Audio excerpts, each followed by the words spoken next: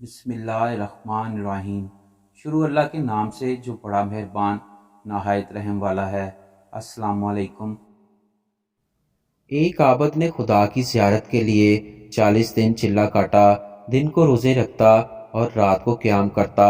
اعتکاف کی وجہ سے خدا کی مخلوق سے یکسر کٹا ہوا تھا۔ اس کا سارا وقت آہوزاری اور راز و نیاز میں گزرتا تھا۔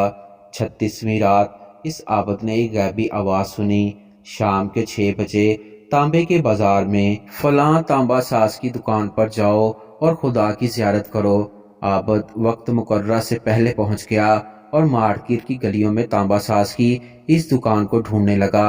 وہ کہتا ہے، میں نے بوڑھی عورت کو دیکھا جو تانبے کی دیچکی پکڑے ہوئے تھی اور اسے ہر تانبا ساز کو دکھا رہی تھی۔ وہ اسے بیچنا چاہتی تھی۔ وہ جس تانبا ساز کو اپنی دیچکی دکھاتی وہ اسے تول کر کہتا 4 ریال ملیں گے۔ وہ بڑھیا کہتی 6 ریال میں بیچوں گی۔ کوئی اسے 4 ریال سے زیادہ دینے کو تیار نہیں تھا۔ آخر کار وہ بڑھیا ایک تانبا ساز کے پاس پہنچی۔ وہ تانبا ساز اپنے کام میں مصروف تھا۔ بوڑھی عورت نے کہا، میں یہ برتن بیچنے کے لیے لائی ہوں اور میں اسے 6 ریال میں بیچوں گی۔ کیا آپ 6 ریال دیں گے؟ اس نے پوچھا۔ 6 ہی کیوں؟ عورت نے دل کی بات بتاتے ہوئے کہا، میرا بیٹا بیمار ہے، ڈاکٹر نے اس کے لیے نسخہ لکھا ہے جس کی قیمت 6 ریال ہے۔ تانبا ساز نے دیچکی لے کر کہا، ماں یہ دیچکی بہت عمدہ ہے، اگر آپ بیچنا چاہتی ہیں تو میں اسے 25 ریال میں خریدوں گا۔ بوڑھی عورت نے کہا، کیا تم میرا مذاق اڑا رہے ہو؟ تانبا والے نے کہا، ہرگز نہیں، میں واقعی 25 ریال دوں گا۔ بوڑھی عورت بہت حیران ہوئی۔ کوئی 25 ریال لے کر وہ دعائیں دے کر چل پڑی۔ عابد کہتا ہے، میں یہ سارا ماجرا دیکھ رہا تھا۔